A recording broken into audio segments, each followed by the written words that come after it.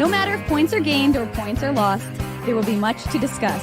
For analysis regarding tonight's Winnipeg Jets game, here are Dave Manouk, Ezra Ginsburg, and your host, Drew Mandel. The Illegal Curve post-game show starts now. Well, Jets head coach Rick Bowness got his wish. He's not going to go to Florida for the All-Star game. Good evening, Winnipeg. Good evening, Manitoba, for all those joining us live this evening on our YouTube channel and all of our social media platforms. We say good evening, universe, and welcome to the Illegal Curve post-game show with Dave Manouk, with Ezra Ginsburg. I'm your host, Drew Mandel, here to discuss tonight's high-scoring, high-flying, no-defense pond hockey battle between the Detroit Red Wings and the Winnipeg Jets. The Motor City Boys defeating the Aviation Boys by a 7-5 margin in downtown Detroit Rock City, ending the Jets' winning streak at 5 games and the hopes of Rick Bowness behind the bench at the Central Division of the All-Star game. Dave's telling me I'm wrong. I think you are already wrong. I think actually Dallas has to win. If Dallas loses in the Jets, it's 1-1 right now. You know, so I've seen conflicting things because is this points percentage, Drew? It's points percentage, Drew. But is this not Dallas's 42nd game of the year? I believe it is. I think. What am I? NHL.com? Oh, you're saying it's up? It's the points percentage based on 41 games? Correct. Oh, you know what, Drew? I will say, of the three of us, you are the one who is most versed in all-star traditions and lores. So I will defer to your greater Drew knowledge. Loves every all-star game. There's nobody that loves all-star games like Drew. Right. If you think I'm going to be turning on my TV for 1/2 of a second of that all-star game, you guys are completely delusional. But to be perfectly honest, I've seen both reported. I saw what I had said, that it was based on the points percentage after 41 games. I'd seen that from a Dallas reporter on Twitter earlier. Sean, it was our boy Sean Shapiro. No, it wasn't Sean Shapiro. I didn't think it was Sean Shapiro. I thought it was somebody else who covers the Stars. I'm going to see if I can find it up during. His name's Saad Youssef for the Yes, Athletic? that's exactly who it was. Yeah, that's exactly who it was. As Saad Youssef from who's he with? Who does he cover? Athletic. The Athletic. Okay. Yep. I saw that and I thought that he said it was after 41 games. So we will clearly find out the answer to that at some point in time. How weird is it, by the way, boys, that Rick Bowness has never been to an All-Star game? That's 2,600 games and he's never been to an All-Star game. So I'm actually rooting for him right now to get to an All-Star game. Yeah, I mean, I totally understand that. I don't think he wants to go based on what he said, though. Based on what he's been saying for the last 4 days, definitely not. Yeah, exactly. So we'll see what the end result ends up being on that front. I'll see if I can find the information, but I'll be perfectly honest, I'm not going to look that hard for it because it's the All-Star game, and take it or leave it one way or the other. Chat seems to think, Drew, that Dallas has to lose in regulation. We just had bad news as Blake, his comment up there. So it looks like that Dallas has to lose in regulation, but again, we'll try to confirm. Yeah, like I said, I've seen conflicting things about it because Dallas has already played 41 games. This is, I believe, is their 42nd game. So I think based on the I think Ryan Trapp has the comment of the show so far. This game looked like an all-star game based on the score. I would agree with Ryan's assessment right there. Yeah. Well, neither team was playing the Trap Boys, I'll tell you that much. So it's a good thing that we put Ryan's comment up there because I think I know why Detroit isn't in a playoff spot right now, because defensively they are an absolute tire fire. Like, how many times this season, I'm not talking just about the Jets, boys, like how many times this season has a team looked that bad going up 4-1 and then earlier 3-0? Like, no lead was safe. Even, late in that game, I was joking. I came over and watched the third period here. Like, even when Detroit went up 6-4, I was like, this game is not even close to being over. So, I mean, look, the Red Wings get the win here, but I can't. Yeah. We'll smile and wave. We're smiling and waving for everybody who has asked us and or going to ask us to smile and wave. So that's what we are doing. Again, just to go back. So Dallas has played 41 games. This is their 42nd game tonight. Mm-hmm. So they played 41 games and they have a points percentage of 659. The Jets have played 41 games now and they have a point percentage of 646. So that could be the determining factor as to why. See you later, Rick Bowness. You ain't going to Florida. You'll stay in sunny Winnipeg. He might still be going to Florida anyways for vacation. I mean, it's entirely possible that he's going to head down. Hockey players don't like that. Well, he's definitely not going to Mazatlan. Too soon. We hope not, Ezzy. At least we hope not. At the very least, yeah. T. Will now wants us to frown and give the finger. We won't do that, T. Will. But I appreciate the sentiment. We only take so many requests here on this post game show, talking about the Winnipeg Jets and the Detroit Red Wings. It is the Illegal Curve post game show brought to you by Betway on this Tuesday night as the clock strikes 9 p.m. Discussing the Jets and the Dallas Stars. Look, the Jets don't like this game. They like the offensive side of this game, but this is not a recipe for success. It's not a recipe for success for either team. But Detroit might not know how to play a different style of game, and that's okay. That's their problem. They're learning how to what it takes to be a winning team. Well, sorry, Drew. I was just going to say the craziest thing about the Red Wings. I mean, they're a very mediocre team. I mean, we'll get into Jake Wallman's a good player like him, and I mean the speed and skill, the youth. I mean, Moritz Seider, reigning Calder Trophy winner, right? Lucas Raymond, he had a great rookie year. Like, there's a lot to like about the Wings. Andrew Kopp obviously gets on the board with some points, but I mean, this team is still, I think, a ways. Like, I equate the Red Wings with the Senators a bit, guys. Even though I thought the Senators would be higher up in the standings, but you look at the standings, like I'm pretty sure Detroit and Ottawa are like separated by a couple points right now. Especially with this win, that might have changed, right? Yeah, there you go. So I mean, Detroit and Ottawa were the teams that a lot of pundits were predicting at the beginning of the season were going to make the playoffs. But just watching this game, like, the Red Wings had lost 3 games in a row heading into this game, so they were desperate, but that was not desperate hockey. That was, as back and forth as it gets with just chances galore. It was a young team, still a young team that has a lot of offense that doesn't realize that they can't run and gun their way to success. I mean, that's, and when you have youth on your side, they're more inclined to play an open style of game. Which is what you saw. It was back and forth. From a viewer's perspective, it was entertaining. I mean, you weren't bored because, there was a goal every, 3.5 minutes, more or less. From a coach's perspective, it's heartburn inducing. And, the Jets themselves, they know that that's not going to be a way, that's not how your game can look. On a regular basis, Dave, in order to be successful. It would be a lot more fun of a league if it was the 1980s all over again, and every game was 7-5 or 9-7 or 8-6 or whatever it is. But ultimately, it's not. And just really top to bottom, it was had way more of an all-star game feel, as was referenced, than anything that you would want to replicate on an ongoing basis. Well, I mean, it's funny because what did we talk about in the last game against the Canucks? That the Jets finally looked like they were ready to start a game on time. Well, they did the opposite of that in this instance, in this game. So they quickly forgot whatever it was that they had learned on Sunday against the Canucks to close out that homestand, a perfect homestand. And as he said, winners of 5 straight, the Detroit Red Wings had lost 3 in a row. And while they have a winning record at home, I think they're 9-8-3. Although some would argue that's a losing record. They've been okay at Little Caesars Arena. And so, it was interesting because I didn't know how the Jets were going to look and how they were going to come out.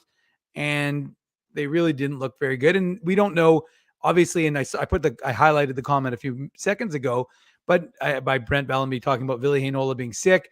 So we know that the lineup was a little bit adjusted from what it was expected to be because Dylan Sandberg and David Gustafsson weren't expected to play. It was supposed to be Ville Heinola and Kevin Stenlund. Kevin Stenlund didn't take the morning skate. He was under the weather, as detailed by head coach Rick Bowness. And then Ville Heinola wasn't out for warm-up, and so he too missed the game, which is unfortunate because I have to tell you, in a game like this, I think Ville Heinola probably would have excelled. Yeah, I would agree with that. And, that's definitely a storyline. By the way, Gus Bus had a beauty pass on the Nate Schmidt goal. So I was glad to see him back in the lineup. Shout out to Beer League, by the way. He's pulling out Bruce Sorrell. Obviously, he went to Kelvin, so I'm a proud Kelvin high school grad 2000. So I'd like to see the Bruce Sorrell, legendary coach at Kelvin High School. I believe he's the PE teacher there now. So he was the coach when I was in high school. That's incredible because that was 22 years ago. But how was your athletic career at Kelvin, Ezzy? I tried out for the hockey team. I didn't make the hockey team, but my claim to fame was I didn't make the team in grade 12. I knew I wasn't going to make the team, but I was the first overall pick in the Maccabi B League and won a championship with Denali. So, and don't forget, you got school dances canceled for a significant period of time too. Yeah, I drank some tequila before a dance once, a Mickey of tequila, I think in 20 minutes or something like that, and had to an ambulance had to be called. My stomach was pumped, but yeah, it was a bit of a two kids. He's got two kids, folks. Well, I didn't have kids when I was 17 in grade 12, Drew. But and it was a good dance. I don't remember a lot of it. But apparently, by the way, people told me that there was a police officer at the front, and apparently I was like giving him my debit card to get in, like as if I was so tanked at that point. I had no idea what was going on. Like, what was he going to do? Like pull out a debit machine, and I was charging me $100 to get into the dance. I don't know what I was thinking, but anyway, shout out to Kelvin Beer League. Apparently, he was a Kelvin Clipper, so. Thanks for bringing that up, Drew. Those were dark times back then. I think I got grounded for a couple of months. Like my dad wasn't, he didn't go easy on me. He wasn't happy with me. Ended grade 12. That was at the beginning of grade 12. So I ended a little bit better than I started, but like the defensive play was a huge, issue, guys. And it wasn't like you can single out one or two players, right? Like we talked, Jake Wallman got the first goal and obviously, danced Dylan DeMello a little bit there, but we're not going to single out DeMello or any one defenseman. I mean, this was a poor defensive effort from both teams. Mm-hmm. But look the Jets kept fighting back. But the issue is, and I'm sure you guys talked about this after the Jets Canucks game. I mean, it's not always going to, like, that recipe for success is not always going to work where, you don't have a very good first period. You go down a couple goals or 3 goals. And then because you're so talented offensively, you can just keep tying the game up and coming back. Like they just ran out of time. Mm-hmm. And, especially when, Detroit went up a couple goals in the third period. I mean, it's really hard to do that 3 times, right? In a game when you're down 3-0 and then 4-1, you make it 4-3. But at a certain point, you kind of run out of gas, right? So give the Jets credit for continuing to fight back. But you rarely win games when you give up 7 goals.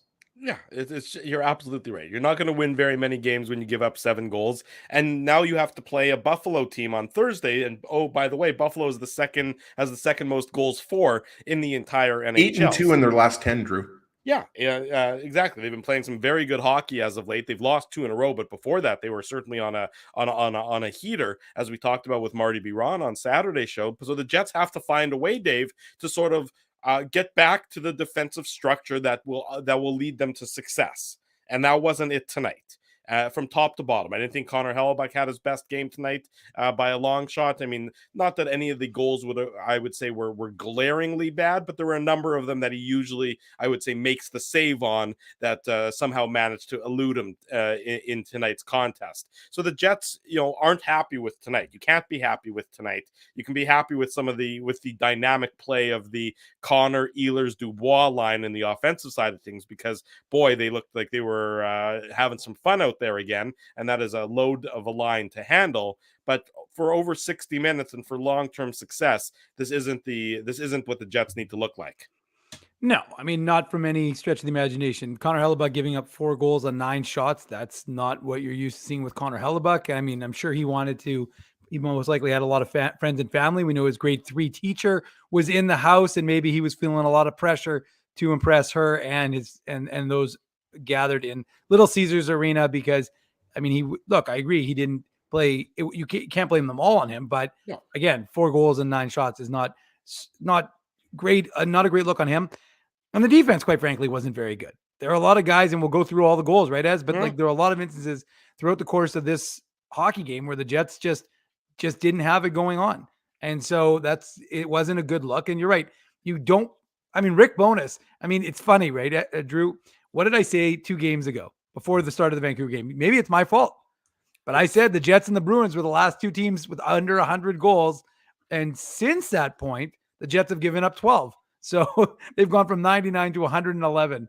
Quite a little jump for a Winnipeg Jets club that had been defensively sound, relatively speaking. Mm-hmm. And the other piece of irony, of course, with the Jets having scored 12 goals in their last 2 games, Josh Morrissey doesn't have a point, which is rather remarkable given his success this season. But he should have had a point on Scheifele's goal in the third. He might not have a point, but I think he got at least a 9.8 or a 9.9 from the Russian judge on when he was the doing triple some of his, Salchow. on his dipsy doodling, because that was damn impressive. But you're right, no points on the score sheet, no points on the scoring ledger for Josh Morrissey, but a gold medal in the figure skating competition at the upcoming Olympics, whenever the next Olympics is. Fine. Ian Bloomberg corrected me. It's 11 goals, right? Because it was 4 against Vancouver, 7 tonight, so 11, not 12. Sorry.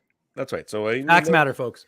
Yeah, they just thank you, Ian. Back to the drawing board. And I know it's the problem is when you're playing against a run and gun sort of team is you end up getting into that track meet, because truthfully that's how the players want to play. Playing a up and back, pond hockey style game is more, natural and more entertaining from a player's perspective than it is playing a tight structure. They're not programmed to play tight structures. They do it because that's sort of how you have to win at the NHL level, Ezzy. But when you're truly having fun, and these guys are, playing hockey like they want to play, it's just back and forth, and it's just a very loose style. And that's, you sort of get roped into that when you play a team like Detroit in that way, and it's difficult to sort of overcome that sort of inclination. Yeah, you've got the comment up from Rob Mahoney. I think that Hellebuck needed his grade 3 math teacher to count up all the goals that were going past him there. But you're right, Drew. I mean, I think the players, especially the skilled forwards, like you don't think Mark Scheifele and Nikolai Ehlers and Kyle Connor and Dubois were having a great time tonight. Morrissey, the forwards love it. The goaltenders definitely don't. And the coaches, more importantly, don't. And that's why we talked about it, right? Like, Rick Bowness, Scott Arneal, like the coaching staff, they're not going to be happy, with a lot of this game. And I mean, it's one of those games that, Paul Maurice used to say, you flush this one. And Drew mentioned this earlier. You've got a Sabres team that, yes, they've lost a couple games in a row, but they previously won 8 games in a row. And they're nipping at the heels of Pittsburgh, who they play the next night, right? Mm-hmm. So it goes back to kind of what we talked about on the Saturday morning show. Like the Jets have struggled, a little bit on the road here. They definitely haven't struggled at home. We know how good they've been at home, but against the Eastern Conference, I mean, you're going to have to tighten things up a little bit. And we obviously don't expect Buffalo to score 7 goals, but as you mentioned, Drew, this Sabres team can score with the best of them. Second best power play in the league also. Yeah, so you also might have Eric Comrie in net, by the way, because he, I believe, was officially activated. He played tonight because Jukka-Pekka Lakonen was sick, right? Exactly. He was sick and he was supposed to get the start. So you wonder if UPL is going to get the start on Thursday now if he's healthy, because Comrie unexpectedly got the start tonight, or does Comrie get it again against his old Jets team? That wouldn't surprise me either. But obviously we're getting ahead of ourselves looking at the starting goalie for the Sabres on Thursday when we have the Betway game recap to get to tonight. So we say good evening to everyone. If you're just joining us, welcome to the Illegal Curve post-game show. We're live here on our YouTube channel. Drew Mandel, Dave Manouk, Ezra Ginsburg. Let's get into it. The Betway game recap is brought to you by Betway, one of the most trusted voices in sports betting, both in Canada and all around the world. Betway is the sports betting app that puts you, the customer, at the forefront. With a large selection of betting options and sports, as well as strong promotions and fair odds, what are you waiting for? Head on over to Betway and bet your way. Must be 19 years or older to play. Please play responsibly, and in Bones We Trust is correct. This is going to take a while, with 12 goals having been scored. Took a while on Sunday afternoon as well. Dave and I went through it, but let's get right into it to talk about tonight's game. Detroit opens the scoring. This is exactly what you don't want when you're a road team. Detroit opens the scoring at the 1:16 mark of the first period. It's Jake Wallman. He gets his 4th of the year assist to Moritz Seider and Andrew Kopp. You'll be hearing Seider's name a whole bunch on during this Betway game recap.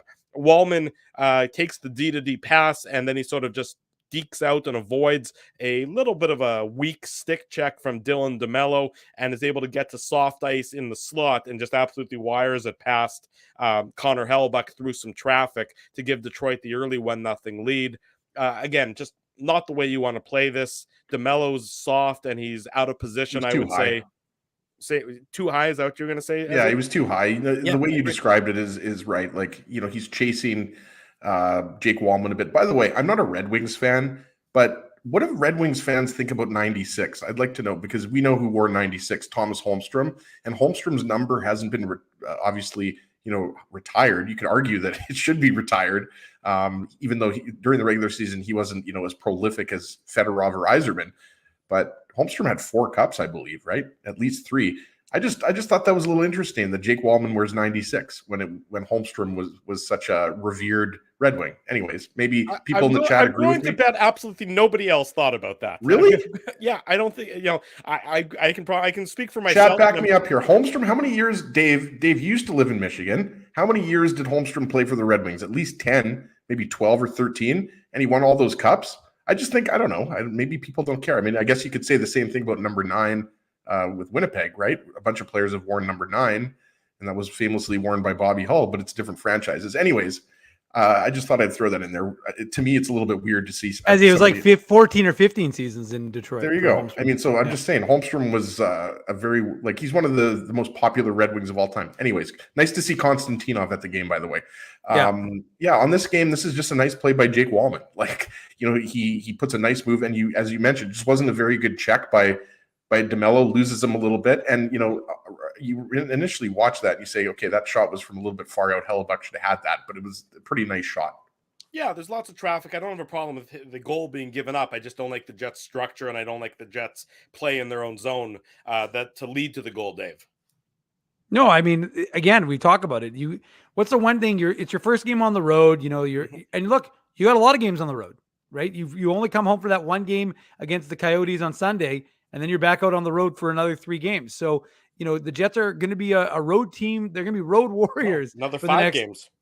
Oh, that's right. It's 5 games, right? So it's 3, 1, and then 5. So right. The reality is that you're going to be on the road for a while, and you got to be ready to play some road hockey. And they weren't, and they were loose. And I said this as a joke in our group chat, but wasn't being super sarcastic. Well, maybe a little bit, but what do the Wings have to play for? The Wings don't care. So the Wings are loose, and they just, they go out there, and then I'm sure there's a little extra incentive for Andrew Kopp, and I'm not sure. And Ben Sherratt, of course, the Jets have already faced, but I'm sure there's a little extra incentive for Kopp, and I'm sure there was a nice little dinner with those guys and him and some of the Jets last night. But I saw in the chat some folks were saying, "What the hell did Andrew Kopp feed these guys?" By the way, that was not a good game for Ben Sherratt. No, Sherratt looked like Let me tell you, slow. He looked like he was getting beat pretty bad tonight. The biggest fleecing in the history of the world was that trade that the Montreal Canadiens and led with the Florida Panthers to when they somehow dealt Ben Sherratt for a first-round pick last year. Sherratt's a solid defenseman, Dave. I just think on a good team, he's a third-pairing defenseman. I just think he's lost a step a little bit. He's not over the hill by any stretch, because what is he, 32, 33 years old now? I just feel like he's not as quick as he used to be. And I thought you noticed that, against a very quick Jets team tonight. Well, there's a lot of Moritz Seider's analytical numbers are down significantly this year, and there's a lot of attribution to the fact that he's playing with Ben Sherratt, and it's Sherratt who's really dragging him down.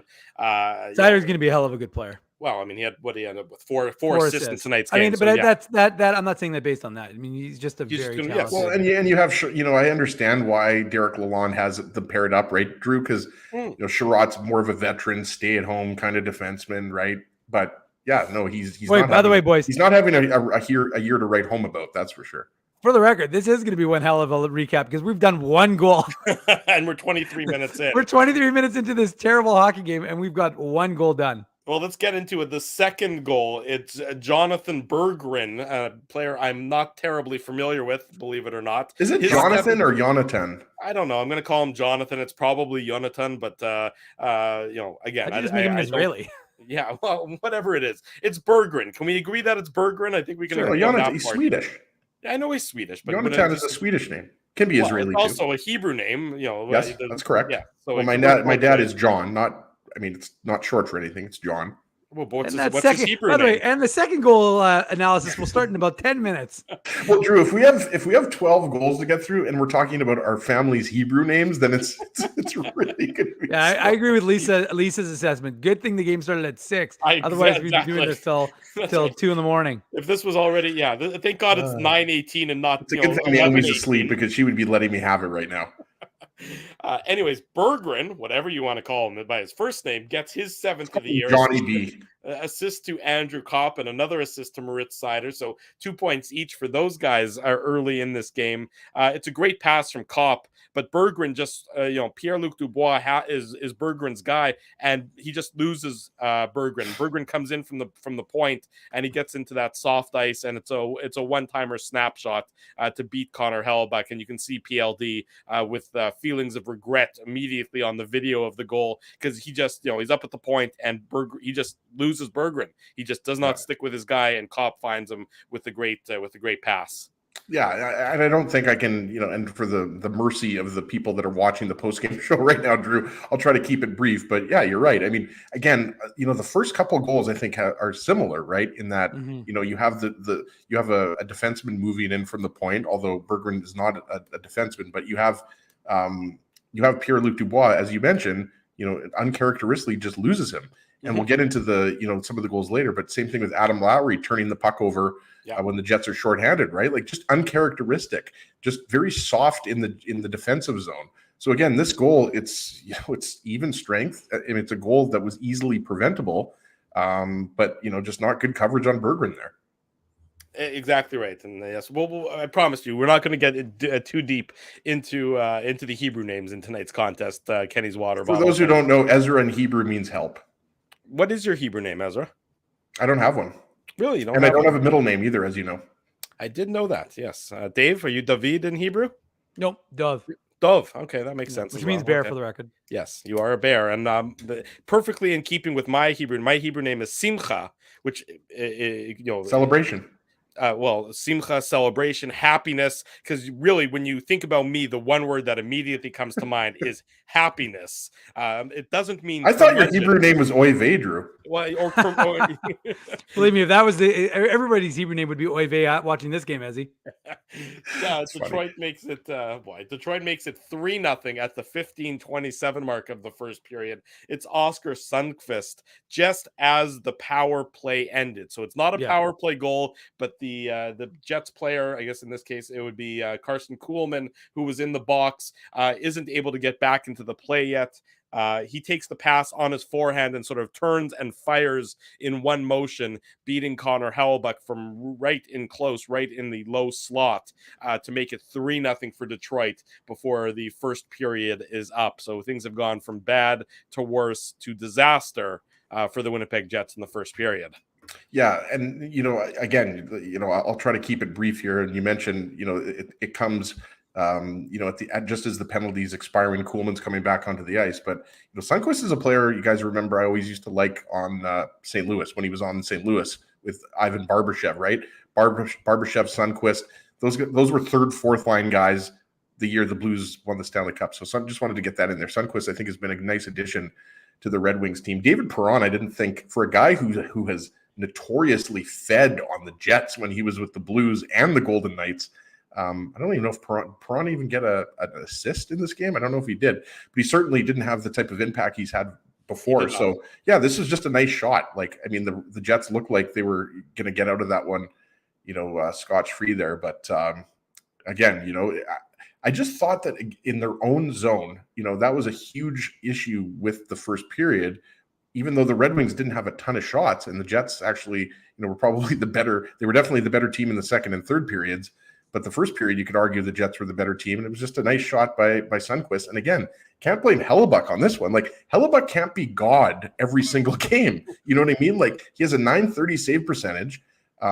If he doesn't end up going to the All-Star game, I mean, why are we even having an All-Star game? It's just ridiculous if Hellebuyck ends up not being an All-Star. But again, I probably won't watch it regardless. But again, Sundqvist, that's a beautiful shot by him using his body.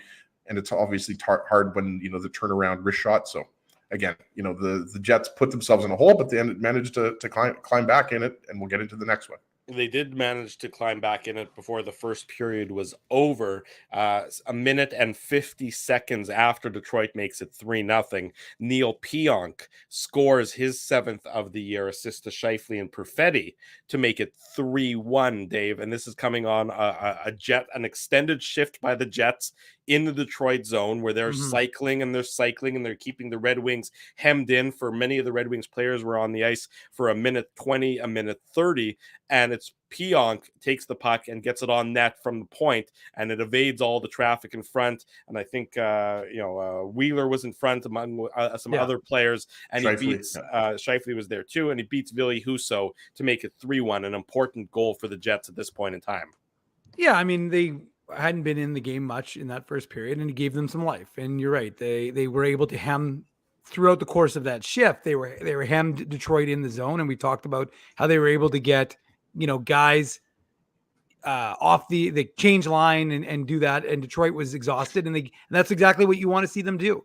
And so in the end, they get rewarded, and they gives them some life. And suddenly it's a 3-1 hockey game, and you're thinking, okay, we've seen this script before. The Jets don't start the game on time, but they're in a hockey game against a bad Detroit team. Let's be honest. They aren't a very good hockey team. And so you're anticipating that this is a game within striking distance of the Jets, because it's 3-1 going after 20 minutes. That's not an insurmountable lead by any stretch of the imagination. I mean, maybe obviously against a team like Boston, you're having a different conversation, but not against a team like Detroit. So if you're the Winnipeg Jets and you're going in having played a terrible, first period, and you've given up that many goals on that many shots for Connor Hellebuck, you're thinking, okay, well, if you can get into the second and you can start on time, well, then you have a chance to get back into this hockey game.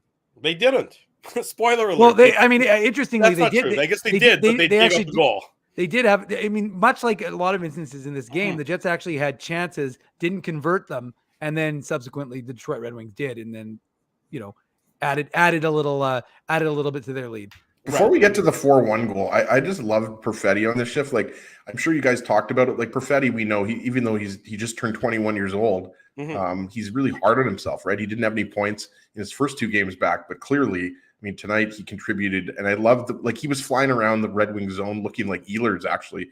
I thought so. I love the fact that he was, cycling as Drew mentioned with Scheifele, and then he was making himself an option if Pionk wasn't going to shoot that. Perfetti was going to be an option for the one-timer there. So I just thought Perfetti, and we knew Perfetti was going to get better, Dave, as the games went on, but I thought this was easily his best game of the 3 since he's been back. Yeah, I would agree wholeheartedly with that comment. He was certainly noticeable for all the right reasons in tonight's game. And to be honest, I think that line needs him. That line, because, Wheeler is not the same Wheeler that he once was, as we all know, and we don't need to rehash. But Wheeler, as a third wheel on that line, if Scheifele and Perfetti are going, well, that's perfectly fine. But expecting Wheeler to maybe drive that line alongside Scheifele, he just doesn't have that part of his game anymore. He's a very good, wily veteran who can capitalize on the skill of Scheifele and Perfetti. But that line definitely, Scheifele's going to do his part, but it definitely needs Perfetti. You can also... Sorry, go ahead. No, I was just going to say quickly, Drew, you can also still see that Wheeler's just not there yet. That's like I said, it's not a surprise. I can relate to Wheeler, by the way. Well, as you're slowly regaining your form, so it's good. Don't worry, just keep at it. Keep your commentary going, and eventually you're going to hit that Ginsburg form. But keep icing, right? That's the key. That's what Drew keeps telling me. Just keep that ice on there, and it'll get better every day. Absolutely. I still ice, and I had my vasectomy 2 years ago. But the point is that you'll see the bounce back happening with Ehlers a little quicker. You're seeing that bounce back happening with Perfetti a little bit quicker. Blake Wheeler, his timing just isn't there. You saw it on that 3-on-1 where his pass was a shade slow. There's just been a few instances. I literally yelled to you, Dave. I was sitting beside you, and I was like, "Why didn't Wheeler shoot there?" Yeah. There's been some. In the end, like I said, easy for me to say, right? Yeah, it is. But that's why we do this show, Ezzy, because we sit here comfortably and we give analysis as opposed to trying to play the game. Continue. 4-1 it becomes for the Detroit Red Wings early in the second period. 2:57 in fact. Dominic Kubalik, his 13th of the season, assist to Oscar Sundqvist, and it's Neil Pionk mishandles the puck. The Jets are in a good position. He mishandles the puck at the Red Wings blue line, leading to the 2-on-1 that Kubalik is able to capitalize on. Look, it's a 2-on-1. So, it's hard to make a save on a 2-on-1, but I thought Hellebuck was in a decent position here, and maybe it's a save we've seen him make. It's hard to really criticize a goalie, but this was a time I thought the Jets needed a stop. Yes. and they didn't get it. I think and he usually does bail them out, and that's right. what it goes back to what we said at the beginning of the show, right? Like Connor Hellebuck all year long, he's had a few bad games, but it's been very few. Like few and far between. Exactly, maybe a couple, but you're right, Drew. I mean, you mentioned it. It's a bad giveaway. It's Axel Janssen-Fjallby, who's been playing probably his best hockey as of late. With guys coming back, he's a guy that we wondered if he might come out of the lineup for David Gustafsson, right? Because Gustafsson and Stenlund have been kind of sharing the fourth line center roles, but both of those guys can play on the wing, right? But the way Janssen-Fjallby is playing, and obviously once Stenlund is back to full health, it could still be Stenlund coming in for Janssen-Fjallby, but it's a pass that, and I'm not blaming AJF. I'm just saying, the puck bounces over Pionk's stick. And as you mentioned, we just talked about Sundqvist, who scored the Detroit Red Wings' third goal. It's a nice 2-on-1. And I thought Brendan Dillon played it, pretty well going, he drops down and tries to block the pass. And then Janssen-Fjallby hustled and got his ass back and tried to break up the pass. But again, I mean, it was a 2-on-1, and, Kubelik is a guy, that has scored a lot of goals in the NHL. So, I mean, it's turnovers, it's bad defensive coverage. And even though the Jets, made it interesting there by making it a 1-goal game, again, you go down 4-1. It doesn't matter who you're playing against, the Detroit Red Wings, the Tampa Bay Lightning, whoever. It's tough to keep coming back like that. And even though they did, I mean, it's just, it's making it really hard on yourselves to do that. And I actually thought, Hellebuck might be pulled after that goal, but we just haven't seen that a lot under Rick Bowness. But that was one goal, Drew, that I also thought that, that was definitely a stoppable shot. Yeah, I would agree with that. 9:46 mark of the second period, the Jets again cut it to a 2-goal lead. Sam Gagner gets his 8th of the year, assist to Gustafsson and AJF, Axel Janssen-Fjallby. It starts sort of with Janssen-Fjallby takes a wild shot in the Red Wing zone, misses by a country mile, but Gustafsson is quick on the puck, and that's what you want to see when a guy gets back in the lineup, and a guy who, you know that he hasn't been happy to be healthy scratched the last couple of games, but he picks up the loose puck, and from behind the net, he feeds it out front to Sam Gagner, who's in the slot in a good scoring position. And Gagner gets a little bit of revenge against his old team to cut the Red Wings lead back to 4-2, as you kind of feel like the Jets are never fully going to be out of this because of the loose nature of Detroit in their own zone, Dave. Yeah, absolutely. And you're right, Drew. I mean, Dave Gustafsson, he's not feeling very good about himself because he wants to be an everyday NHLer. And when you're out of the lineup and you're sitting, then watching the games from the press box or wherever he is watching the games, it's not a fun feeling. And again, there's there's guys that are getting healthy, and there's Saku Menelainen who switched his jersey from, the pale blue or the light blue non-contact or light contact, to a regular jersey today. So he, as Rick Bowness said, is day to day. And that means you could have Saku Menelainen available. And we can talk about that after the break as to what we might think happens in that regard, because of course the Jets are going to have to make a move because they're at the 23-man roster limit. But yeah, look, somebody might have to go on waivers again, Dave. Well, that would be my suspicion, unless they decide to just send Ville Heinola. That's the easy answer, is to send Ville Heinola, who of course is waiver exempt. Wow, but he was going to be in the lineup for tonight's game if it hadn't been for that sort of late illness. So I don't. Sure, of course. And like you said, we'll talk about it after the Betway game. Yeah. We still have many goals to go.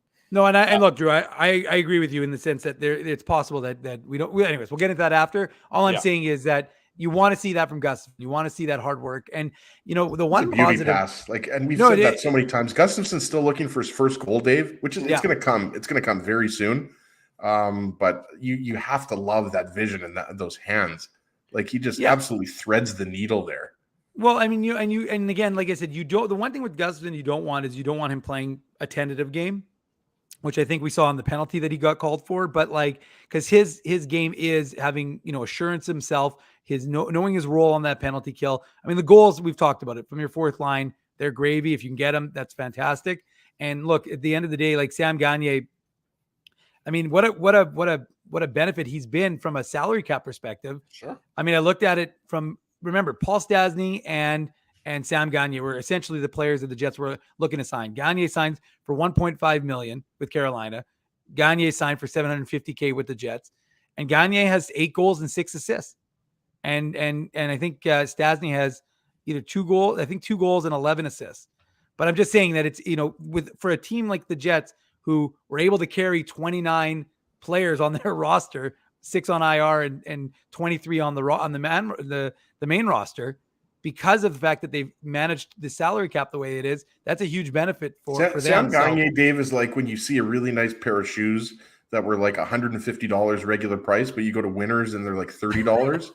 That's what Sam Gagner has been. He's been a bargain basement find, right? Like, and I agree. I mean, he just celebrated his 1000th game. That was an amazing ceremony. I agree. I mean, again, Gagner is a guy that ideally I think you want on your fourth line or third line, but I think for him, he's a guy that can move up in your top 6 or your top line and play on your second power play unit. Yeah. He's had his struggles this year. Don't get me wrong. Like he's had, what did he go, 10, 11, 12 games or whatever without a goal. Yep. But for a guy that's already got 8 goals, like he's on pace for 16 goals, like for less than $1 million, like I think the Jets and Chevy will take that. I've seen your shoes, Ginsburg. You're still looking for that bargain at Winners, undoubtedly. Yeah, I'm still wearing Birkenstocks. Nate Schmidt makes it 4-3. It's at the 12:08 mark of the second period, his 4th of the season.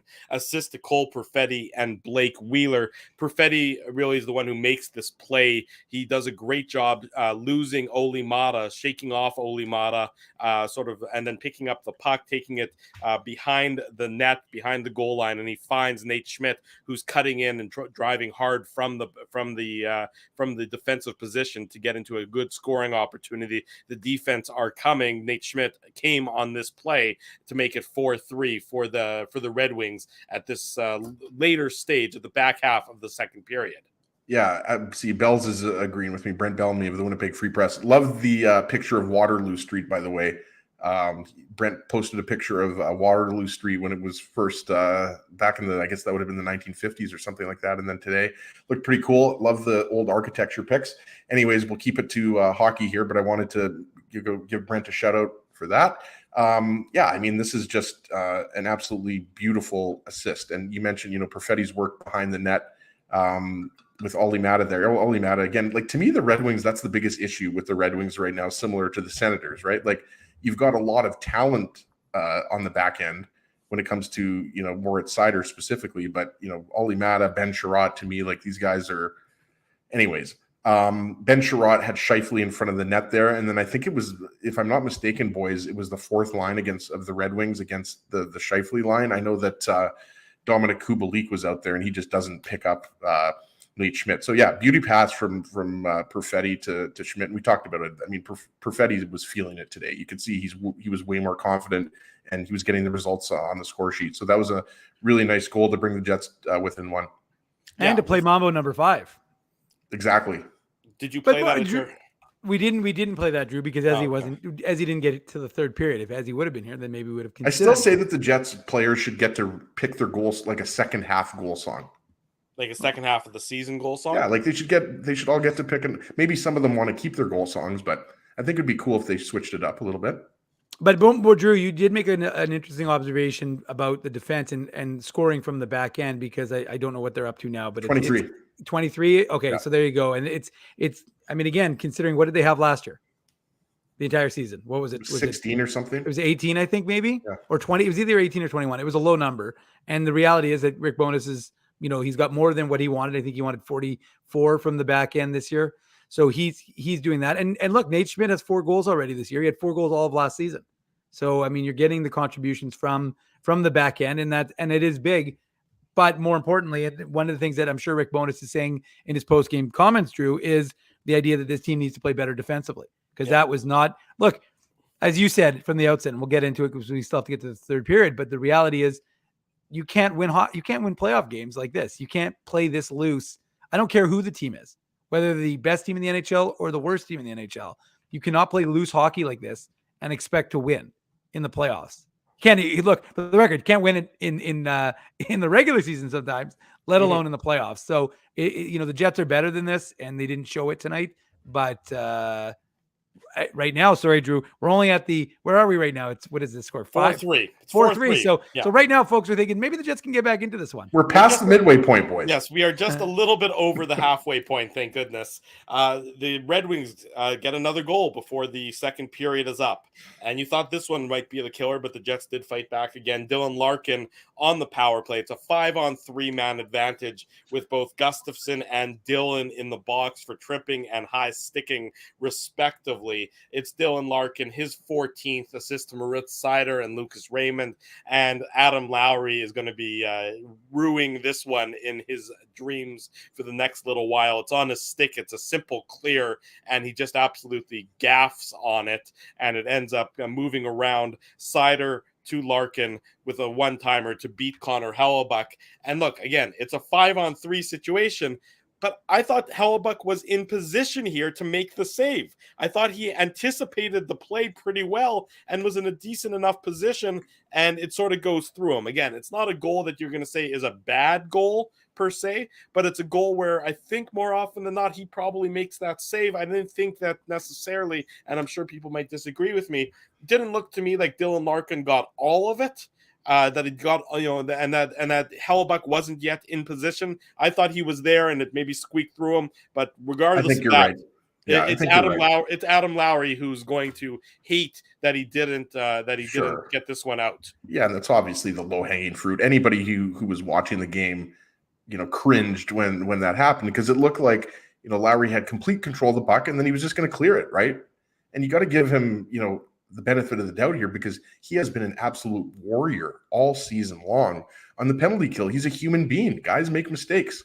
Like even Wayne Gretzky makes mistakes. Connor McDavid makes mistakes, right? The best players. Drew Mandel makes mistakes, right? Dave M never makes mistakes. But so I mean, it was a turnover by Lowry. And in terms of the shot, I mean, Moritz Seider, you got to respect his shot. He's got a big booming shot, right? Yeah. And it's obviously, Dylan Larkin's got a pretty good release himself, right? Mm-hmm. So you're right, though, Drew. I mean, it looked like, Hellebuck had a chance on that one. But whenever you're going, right to left and you're kind of, respecting the point shot, and then you're going to the other side. I mean, I don't know if you're going to fault Hellebuck on a 5-on-3, like we talked about, right? Like Vancouver had, was it, am I getting games confused here? The Lightning game. Was it the Lightning game or the Canucks game? I'm getting them confused where the Jets scored 2 5-on-3 goals. Pretty sure it was the Lightning game, because I didn't do the post game for the Canucks game. So, I mean, you expect to score on a 5-on-3 almost, especially, the way the Jets power play has been performing. So again, a costly turnover, but as you mentioned, the Jets were able to pull within one again. Looked like, that was going to be the killer goal from the Red Wings, but it obviously wasn't. Mercifully, we're now through 40 minutes of this game and the Betway game recap here. Drew Mandel, Dave Manouk, Ezra Ginsburg. It's the Illegal Curve post-game show, 20 minutes before the top of the hour on this Tuesday night.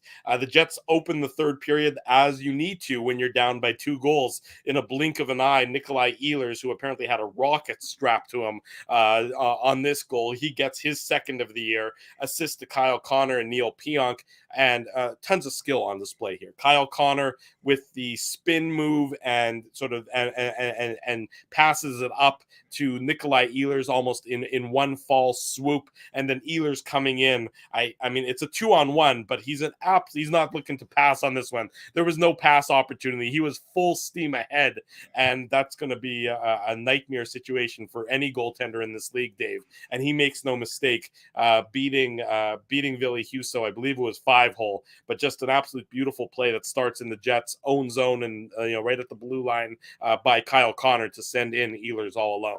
Yep, and that was the 30th assist of the season for Kyle Connor, his 50th point, 6th straight season for him with 50, and at least 50, I should say.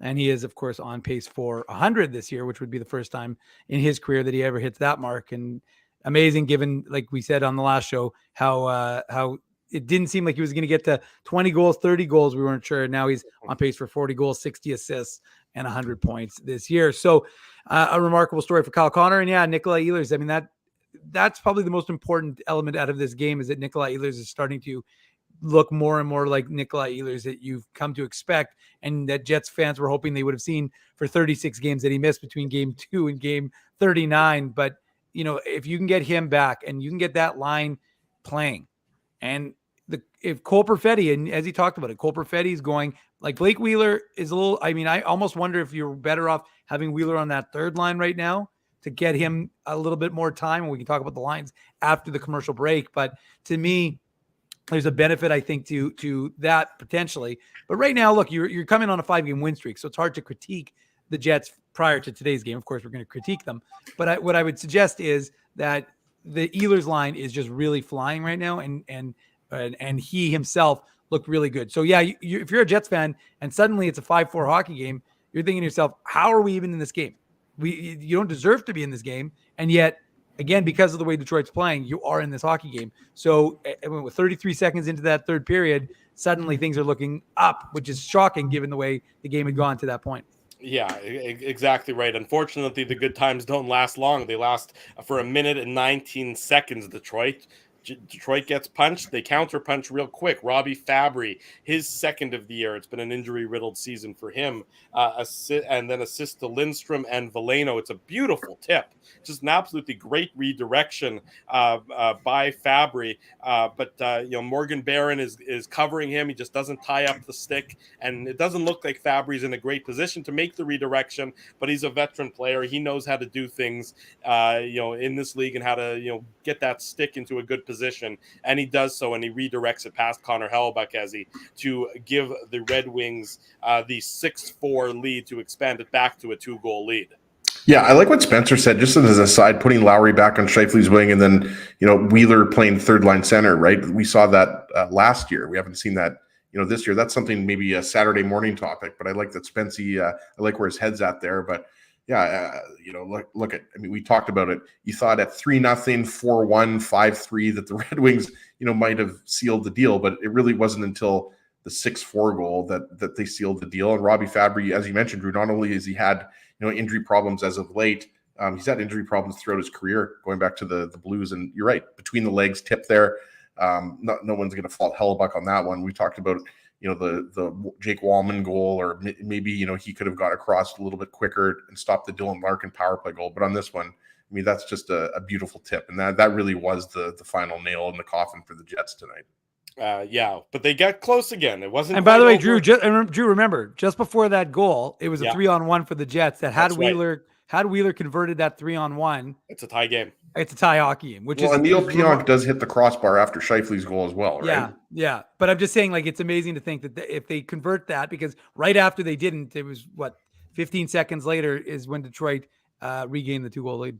That's right. It just, it was that close. The Jets you just felt like they were never quite able to get over the mountain of officially tying the game tonight. They got so close on so many different opportunities, including, of course, Neil Pionk, hitting the post in that instance, after the Jets made it 6-5, but they weren't able to just tie it up. Speaking of 6-5, it comes on the power play with 5 minutes and 5 seconds to go in the game. Mark Scheifele, his 24th of the season, assist to Pierre-Luc Dubois and Nikolai Ehlers. Just an absolutely, he's not on the scoreboard. So if you're just looking at the score sheet and you didn't see this play, it's a wonderful play by Josh Morrissey. He knows that Ehlers is going to negate any icing. So he slaps it in from beyond the red line. Ehlers, of course, negates that icing, gets the puck, almost gets an opportunity as a result of it coming off of the end boards. It doesn't end up in an opportunity, but it ends up eventually on the stick of Pierre-Luc Dubois. He rings it off the post, and then Mark Scheifele is there to clean up the garbage to make it 6-5 for the Jets, and there's going to be a hectic final 5 minutes in the game at this point in time. Yeah, I like how you mentioned Morrissey's intentional slap there was really smart, and you're right. If anybody deserved an assist on this goal, but they were moving the puck well. We talked about Fabry, scored the sixth goal for the Red Wings. Just a dumb penalty to take at that point in the game. I thought, I was telling Dave, the Red Wings are lucky to be up a couple goals, and you got the feeling okay, you give the Jets a power play, they're probably going to score, and they did.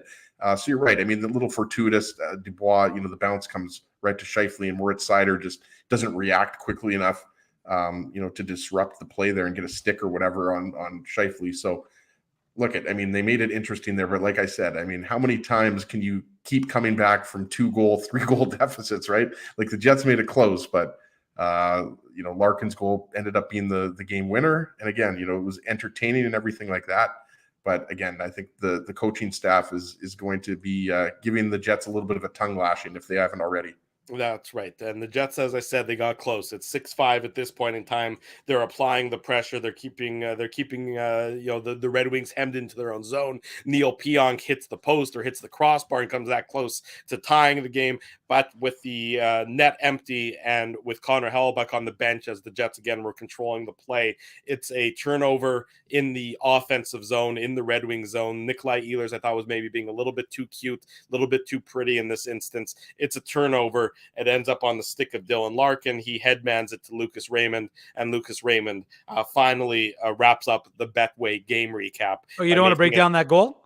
You can break it down by all means. No. Go ahead, Dave. I'm good. You want to? How much longer you want to be here, my man? I'm good.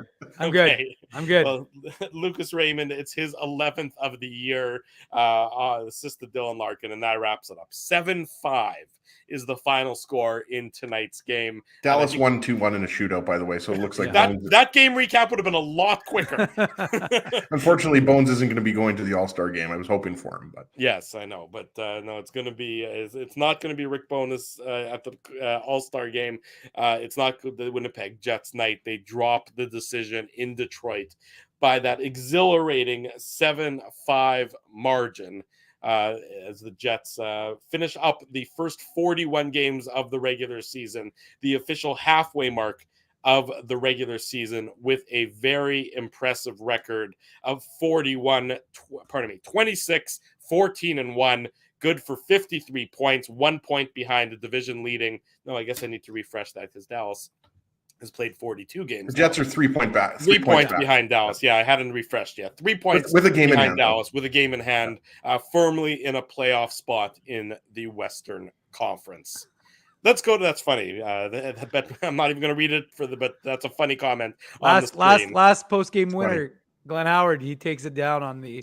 He said the Betway game recap was so long as these tubes grew back. Come on, Drew. You got to think about the people in the pot who are listening. I know. Winnipeg Jets might be getting a tough duck toque for that one. Yeah, it'll go with the merch that he just got. So true. He was the merchandise winner on. He was the merchandise winner on Sunday.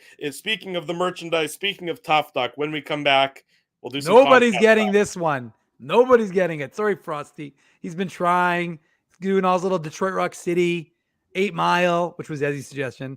No, I went off the board, folks. When you have good Detroit knowledge like I do, you ain't getting it. When we come back, we'll tell you the unique code word and more on the Jets' loss in Detroit. Drew Mandel, Dave Minuk, Ezra Ginsburg with you on a Tuesday night. Stay with us. It's the Illegal Curve post-game show. Jerry Seinfeld, Chris Rock, Jon Stewart, Dennis Miller, Brad Garrett, the biggest acts and all the up-and-comers. They've all made their mark at Rumors Comedy Club, North America's longest-running independent comedy club. Rumors has kept Winnipeg laughing for over 25 years. When was the last time you laughed out loud? Make it a great night out with friends or book your office or birthday party, even a fundraising event at Rumors. Get all the details and dates on upcoming shows at rumorscomedyclub.com. He winds up. Oh, looks like Ezzy took that one right in the choppers. A blistering fast puck hurts like HE double hockey sticks. That's why I let the pros at Linden Market Dental Center turn my yow into wow. Get your brilliant smile back with state-of-the-art restorative and cosmetic dentistry from real pros. And remember, always wear a mouth guard. Now that's solid on ice advice. Learn more at lindenmarketdentalcenter.com. Creating smiles for life. Whoa, Ezzy, everything okay? You look stressed. Of course I'm stressed. We're moving, the house is upside down, the kids failed miserably at packing the fine china, and my life is in chaos. Chaos! Yes, that does sound like a problem. What am I going to do? Ezzy, relax. Rolly's Transfer Moving and Storage is the answer. With 60 years of experience in moving Manitobans and a track record of exemplary customer service, one call to Rolly's and your stress is gone. No job is too big or too small. Just visit Rollies.com and they will take it from there. Thanks, Dave, and thank you, Rollies Transfer Moving and Storage, online at Rollies.com. Dave, my man, why are you in the car already? It's hours until game time. Drew, it's because I'm stressed out right now, driving around downtown Winnipeg, looking for a parking spot, and I'm not finding one. I've lost Ginsburg. I don't even know where that guy is right now. Dave, haven't I taught you anything? Do what I do. pre-book your entire month's worth of game day parking with the Grid Park app. It's super easy to use and saves me both time and stress. Well, Drew, I'm not independently wealthy like you are. So I'm sorry that I don't have millions of dollars to pre-book my parking month in advance. What's that going to cost you? $25? How about $5? Come on, $5? No way. $5. I'm not telling you a lie. And our listeners can get a free park with the new special promo code Illegal Curve. Guess what? There's more. There's more, Drew. You're lying to me. What more could there be? Grid Park now has underground parking, so my car can stay warm during the game. So wait a second.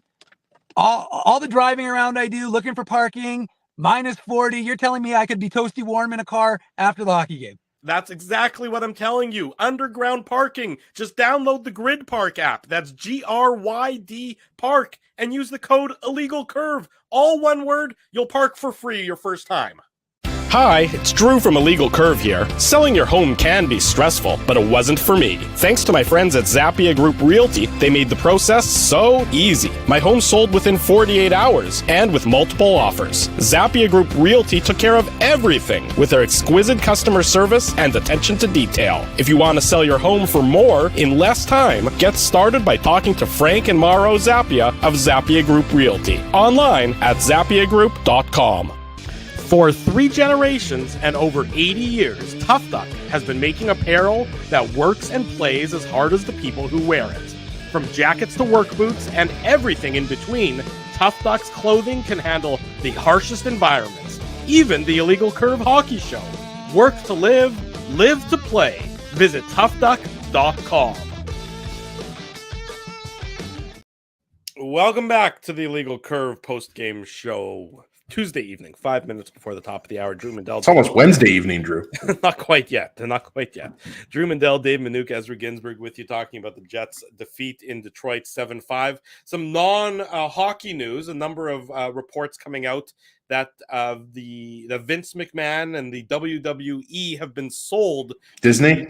No, to the Saudi Arabia Public Investment Fund. Which is, of course, doing a lot of making a lot of purchases and doing a lot of things. Well, WWE has gone to Saudi Arabia before. They have. I think they have a contract or an agreement with them to do maybe 2 or 3 shows a year there. But a number of reports that the entire business has been sold to the Saudi Arabia. Are they the same ones who own Live? Yes, they are. It's the same organization. Hold on, wait 1 second, guys. Breaking news: Illegal Curve Hockey has now been sold to the Saudi interests. I was going to say we've been trying to sell to the Saudis for years. For the record, we will now no longer be called the Hebrew Hockey Hour. We are now officially the non-denominational hockey show. Hey, you guys know I'm a wrestling fan, so I don't really know if this impacts me as a fan or maybe people in the chat like wrestling. I don't know if people care about this. But I do have one question. How do you think Stephanie McMahon and Shane McMahon feel? Like, do you think that they thought that they were going to inherit this the whole time? Because now they don't. Now they don't. Yeah, but they're counting all their money, though. Well, no, I'm sure that they're going to be happy with look, they're multi-millionaires, if not billionaires. Billionaires. But I'm just saying, I wonder if Shane McMahon and Stephanie McMahon are a little bit upset that they're not. They were the heir apparents, right? I'm pretty sure that they can. I'm pretty sure that they can afford to buy their own, start their own wrestling organization if they want to. I'm sure there's a no compete clause, but no details about the price. Don't worry, folks. Like and for the record, Illegal Curve is unsellable. It's true. Nobody wants to buy us. No, we've tried to sell them. We've really put it up. We've put it up for. Yeah, didn't we have it on Craigslist, Drew, for a few years? Yeah, we were willing to consider interesting trades. Yeah, it didn't even have to be John Voight's car. We were willing to take John Voight's car, Voight's pencil with the bite marks. We were willing to take any sort of price for it, but nobody was stepping up. Didn't the Score try to buy us right before the Jets came back? Do you remember that, guys? Yes. Remember, it seemed there was some type of unsolicited offer. It was a solicited offer, but regardless, we told them to go below. Yeah, they didn't mean they couldn't suck a lollipop, as Drew likes to say. That's true. I do like this. That is one of my go-to phrases. Go suck a lollipop. Speaking of, forget it. I got no segue there. I got no tangent. Well, you went with, hey, sorry, Drew. You started this with the whole. Let's talk about the WWE for God's sakes. Well, I'm hoping that Ginsburg has a tough duck hardest hitting comment, but I also think that he may have completely forgotten to do that during the No, hold on. Give me 1 sec here. I'll send it to you. So Jason Eastwood. Sold. Yeah, there you go, Anthony. Exactly. Did you steal it from from him in Central Park when he was exercising? I couldn't think about the actor that they mentioned on Seinfeld. I remember John Voight's pencil, John Voight's car, but I couldn't remember. There you go. Congratulations, Spencer. $6.99. It's now the Spency Show, brought to you from Spencer's Hot Tub, only on New Year's Eve. Let me tell you something. If I had the ability to make a quick overlay and make this the Spency Show, I would. But unfortunately, that takes me a little bit more time than I could right now while this show is going on. But thank you, Spency. Yes, there you go. One day when Dave and I aren't able to do the post-game show, we're just going to do a split screen. It's just going to be Ginsburg and Spencer on the screen. Spency, Drew, not Spencer. Spency. Sorry, Ginsburg and Spency. But we're not going to actually have the cryon that says who is who. So people they're gonna dress exactly the same. We're gonna outfit them exactly the same, and it'll be and this way it'll be very confusing as to who is doing what. They'll be drinking at the same time. They'll be in the same hot tub. It'll be very confusing, but it'll make for some entertaining. What is this? Television? YouTube television? Whatever sort of it's YouTube broadcast platform this is. Best form of television, Drew. What are you talking about? There you go. Ezzy, do you have a tough comment for the? By the way, comment 2 things. Jay Gagnon, we are hearing from you. We can see your comments. In case you're wondering, you're on Facebook, but we can still see them in the chat. Well, Drew and I and Ezzy can. And Comet still wants your father-in-law's clock there, Drew. So maybe we should make like a little small, like you know how the Jets give away like bobbleheads? Maybe we should give away like little grandfather clocks. That could be. First 100 YouTubers get a Drew's grandfather clock, and then like every time it beeps, instead of like a little cuckoo bird coming out, it's Drew's face, and it says "Good morning, universe. Good morning, Manitoba." Do you know how many people would take this? They would take a sledgehammer to it, then they would find an incinerator and put it in that, and then they would set off some sort of nuclear fission explosion to get rid of that thing as quickly as they humanly can, Dave. That's how bad that thing would be for people. I'd be into it. I'd put up one of those. I'd be into that, Drew. I'd support you. I appreciate that. Well, Ginsburg's looking for the tough duck, hardest hitting comment. Why don't we switch things around? There's so many good comments. I'm trying to isolate the best ones. Give me 1 minute, Drew. I'm getting close here. I'm narrowing down. I'm not going to try and put my thumb on the scale, but if Darwin Moore could win, although Darwin has a jet skier coming his way, so I mean maybe he shouldn't be so greedy, but.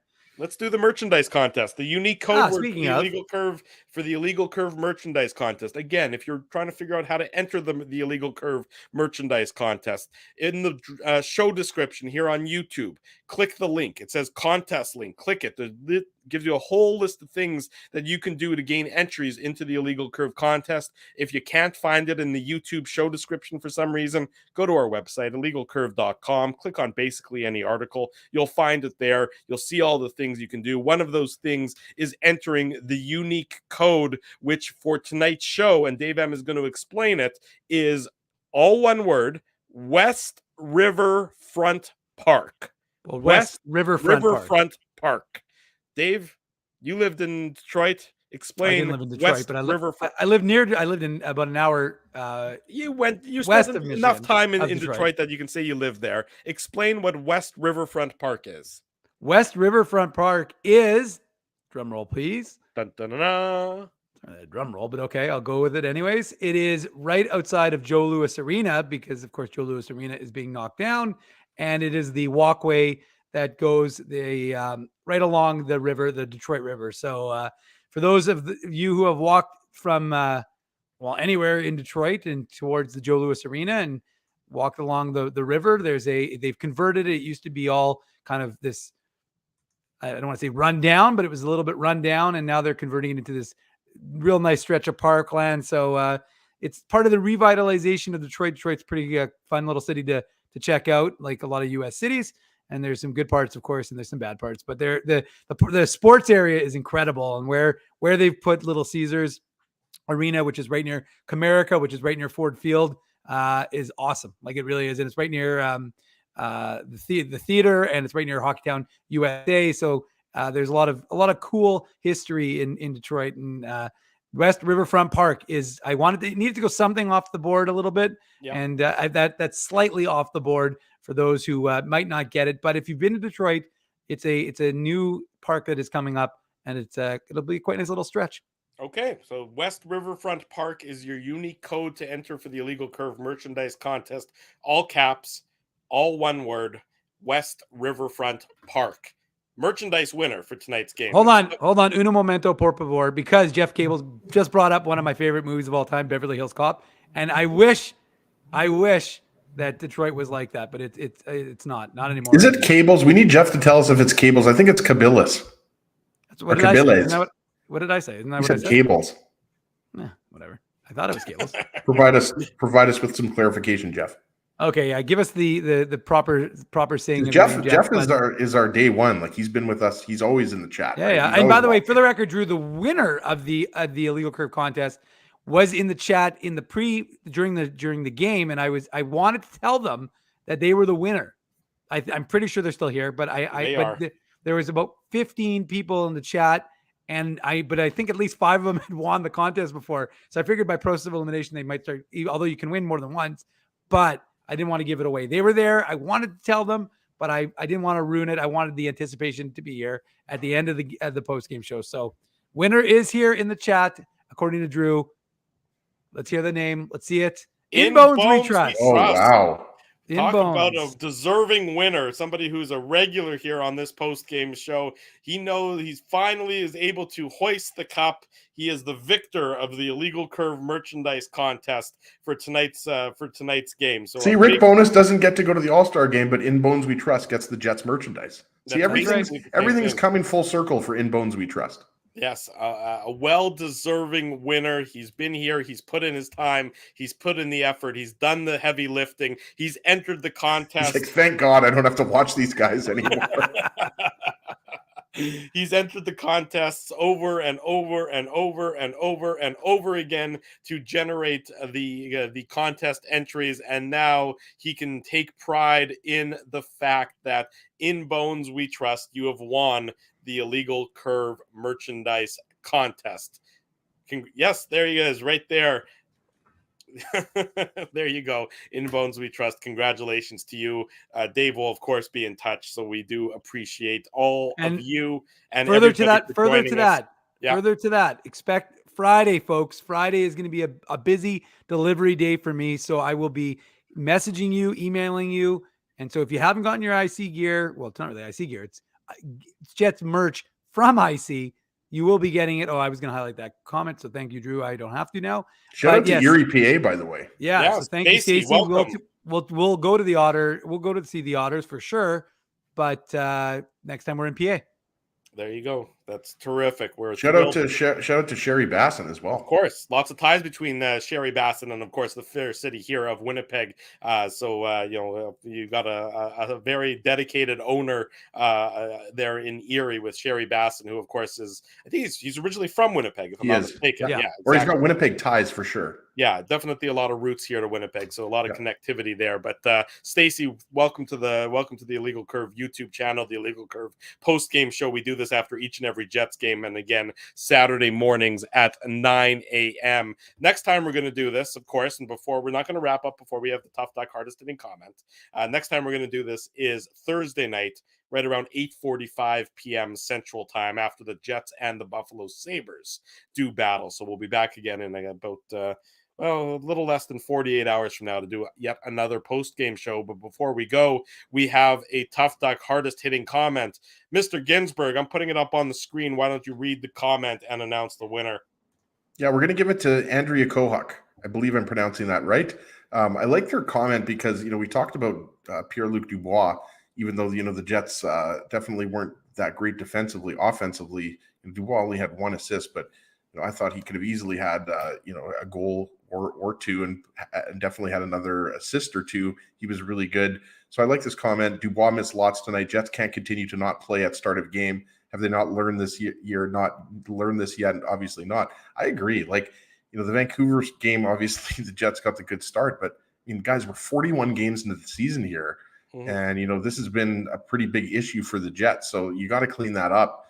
You're facing a pretty good Buffalo team that wants to get into a playoff spot, and you're facing a Penguins team that also wants to get into isn't a playoff spot. By the way, I love that the team went to Chris Letang's. I'm not sure who that was in his family, but someone his father. It was his dad. So I love the fact that the Penguins went with Letang. That's shows you how classy. Well, they didn't even go with him. He was already in Montreal. They flew from Arizona to Montreal. Right. Sorry, that's what I meant to say. Group. So yeah. I love seeing stuff like that. That's just, we talked about Josh Morrissey's dad a lot last year. Like the fact that, you realize hockey is not as important as life, right? So these guys, they get behind one another. But anyways, I'm going on a tangent here. Andrea, send me an email, ezra@illegalcurve.com with your mailing address, and Tough Duck will ship out a toque to you. There you go. Congratulations to Andrea. Congratulations to In Bones We Trust. Congratulations to all of you for joining us tonight on the Illegal Curve post-game show here on our YouTube channel. If you haven't already done so, smash the like button, subscribe to the YouTube channel, subscribe to the podcast, and leave us some feedback, both here on the YouTube channel and on our iTunes page. We always appreciate the comments and the feedback regarding this fine program that we try and put forth to you on a regular basis.